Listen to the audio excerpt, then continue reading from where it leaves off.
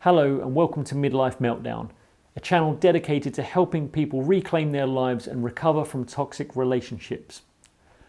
My name's Ian, and this year I ended my own toxic relationship with someone that, unbeknownst to me, had been displaying significant symptoms of narcissistic personality disorder and borderline personality disorder for most of their lives.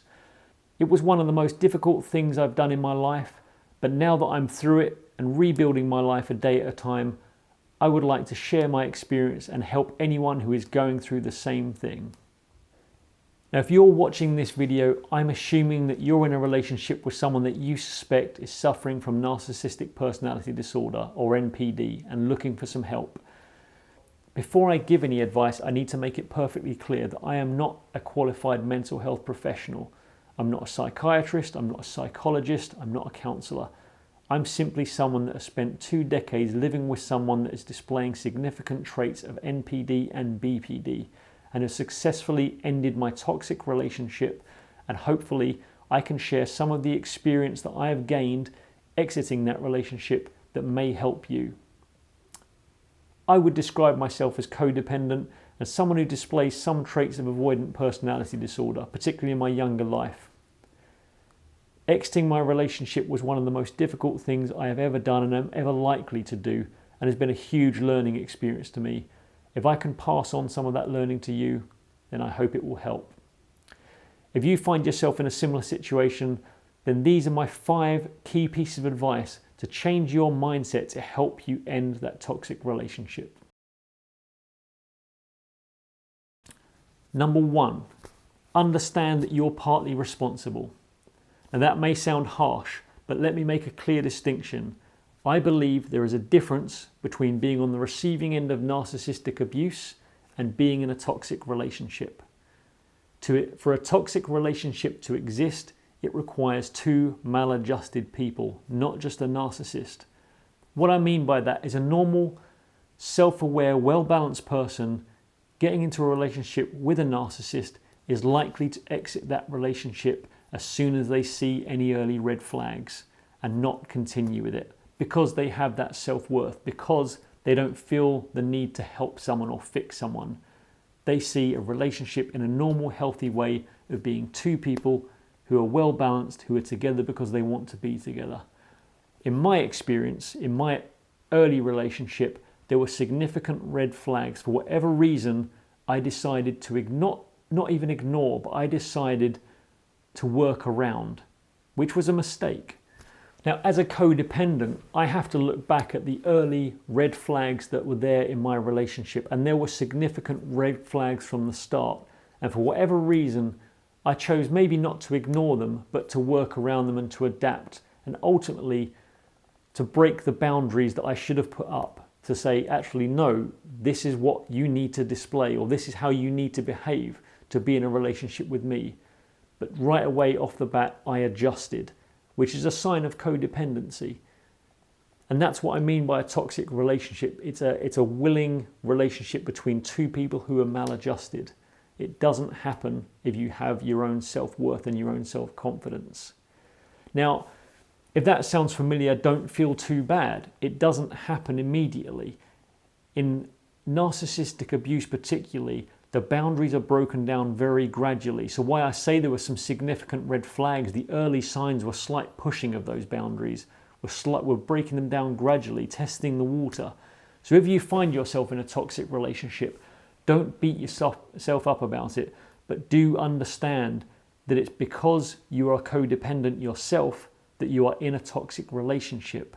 You know, a normal person will exit that relationship, put up their boundaries, and say, this is not good enough for me.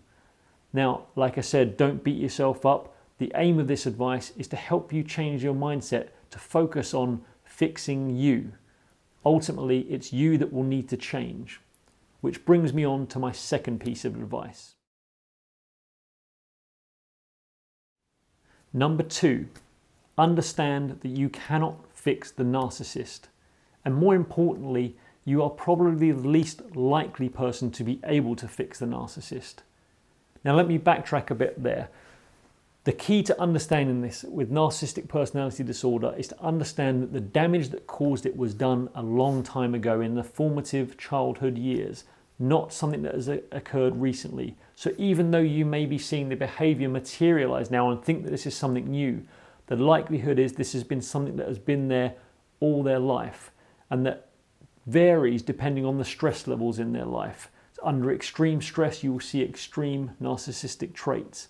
In normal, slightly more balanced times, it may be fairly dormant, but it hasn't been caused by you, and it isn't something new, and it is very, very difficult to fix. Some think impossible.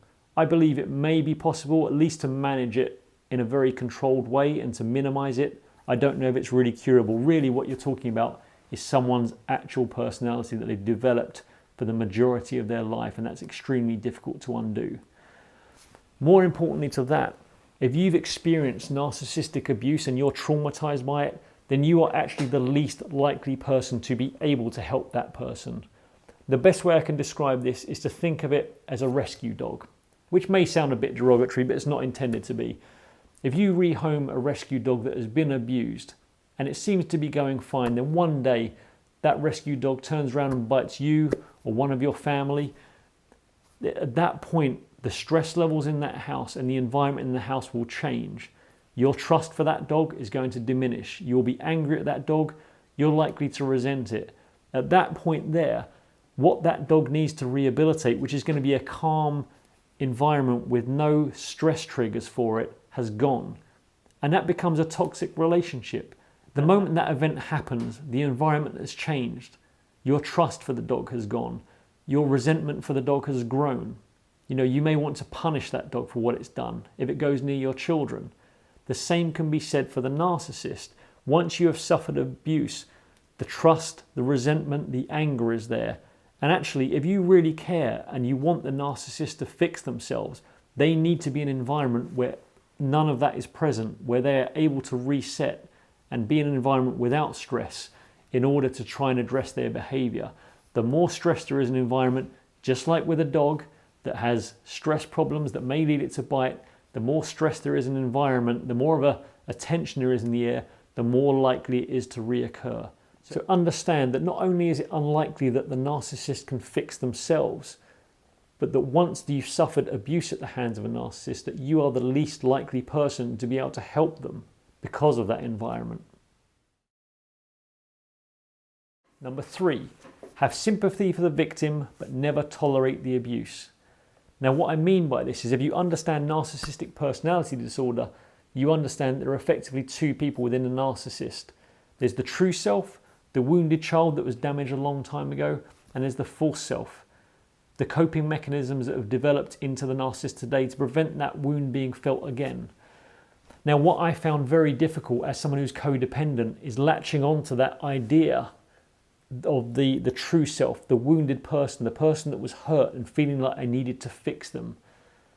And what all the advice was telling me was to realize that actually what you're dealing with, which I agree with 99% of the time, is the false self that can be vindictive, that can be hurtful, that is ultimately selfish. Now, to give you an example, I think I only really saw the true self, the wounded child within my ex-wife, maybe 5 times in 20 years. And when I did, it was extremely traumatizing. It was literally seeing a broken child in adult form. And that usually happened around events like, you know, our dogs dying, you know, something that was deeply traumatic that would strip it back to the bare minimum. But most of the time I was dealing with some variant of the false self. Now, what I found most helpful for me personally, as a codependent, who's someone who would always focus on feeling sorry for that child, was to shift my mindset. Not to focus on resenting the false self, not the narcissist itself, but to allow myself to feel both, but to see that in order to help, I needed to be a bit tough. So I allowed myself to feel sorry for the victim, but also to not tolerate the abuser. And that's the advice I would give to you, is allow yourself to feel that sympathy, but understand, just like the dog in my last example, you know, if you genuinely want to rehabilitate someone, if you want to give someone the best shot at healing themselves, then the tough love of putting them in an environment, even if that's not with you, putting them in an environment where they can hopefully thrive and succeed is ultimately the right thing to do. And that allows you to latch on to the thought that that victim, that the true self, may be getting the help they need and has an opportunity to get the help they need, while also separating yourself from the abusive side, from the false self at the same time. That was a really useful thing for me to do, and hopefully will be for you to as well. So as a codependent, if you're feeling guilty about the sympathy you feel for that person, my advice is allow yourself to feel it, but understand and convince yourself that you are not able to help them, and ultimately they need to be in a position where they can find help. So number 4, research NPD, but don't obsess about it. Now, if you suspect you're in a relationship with someone suffering from narcissistic personality disorder, I would highly recommend doing as much research on the subject as you possibly can. The more you know about NPD, the more you'll see it as a clinical issue rather than a relationship issue. The more you'll be able to predict the behavior, and the more you'll be able to adjust your behavior to avoid conflict. Now, that doesn't mean avoiding conflict to stay in a toxic relationship, but more just avoiding conflict to enable you to remove the emotion from the situation and be calm about exiting that relationship. When I found out about narcissistic personality disorder, I spent a lot of time researching, watching YouTube videos, reading medical documents, reading psychological documents, reading research papers, and it was extremely useful to me. And during my time doing that, I think I found probably 4 sources that were the most useful for narcissism in my opinion. And these are, in order, I say, if you want to understand the clinical side of NPD, then I would recommend highly Sam Vankin, who is a diagnosed narcissist himself and an author, and has written a book. I believe it's Malignant Self-Love, Narcissism Revisited, if I remember that correctly. And I would say he's probably one of the leading authorities online on narcissistic personality disorder, so I'd definitely recommend checking that out. Also from a clinical side, Dr. Ramani, I hope I'm pronouncing that name correctly, who again has a brilliant way of explaining NPD in an extremely calm clinical way while still having enough emotion to understand the relationship impact of it and help give advice on how to spot it and how to exit a relationship. So those two from a clinical side I think were particularly good. From a coaching and self-healing point of view, I would recommend Richard Grannon, the Spartan Life Coach. Again, works quite closely with Sam Vankin, has got a lot of videos up around what you need to do to get over your codependency, as well as identifying narcissistic personality disorder. And also a channel called Sarah Speaks, again, mainly due to the calmness and her approach to your self-healing, rather than focusing purely on the negatives of the narcissist, I found particularly useful. So I would check those channels out, and I'll put links in the description below. Then my biggest tip on this though is I would highly recommend avoiding videos or channels that are focused on that negative aspect. Now maybe it's a natural part of the grieving process to go through that anger because you've been hurt, but I would recommend avoiding watching those videos because it only makes you feel more emotional. My bigger worry is there seem to be a number of videos out there, and I worry there's a bit of an industry, which is quite ironic because I'm making another video to contribute to that, but I'm hoping not to contribute in the same way. There are a number of videos that I've seen out there with titles like how to get revenge on the narcissist. These 2 or 3 things will anger the narcissist. This will make the narcissist, whatever it is. My advice would be, if you truly understand NPD and you believe that you're with a narcissist, particularly if it's something that's comorbid with something like borderline personality disorder, I would not recommend pursuing anything that would anger the narcissist. It can be a dangerous situation. I can attest to that myself. What I would recommend is your ultimate, if you genuinely believe you're in a narcissistic relationship and it's toxic, your sole ambition should be to exit that relationship as quickly and as calmly as possible with minimum drama. Don't focus on trying to get revenge on a narcissist or doing anything to try and get your own back or win. Just try to exit that relationship. So my tip there is don't focus on those negative videos. Focus on the positive and the clinical. And finally, my last tip number 5, would be just to accept that there are no winners in this situation.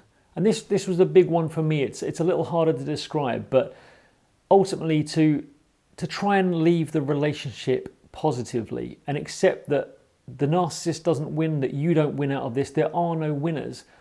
Ultimately, the way I came to deal with this, and that really let me step away from it calmly, was just to accept that you're both effectively victims of an event that potentially happened a long time ago before either of you met, back in the narcissist childhood, that is now playing out now that neither of you are aware of. The narcissist really isn't aware they're a narcissist. They're not, I don't believe they're trying to be evil. They just have a really messed up set of coping mechanisms to try and avoid the pain they feel.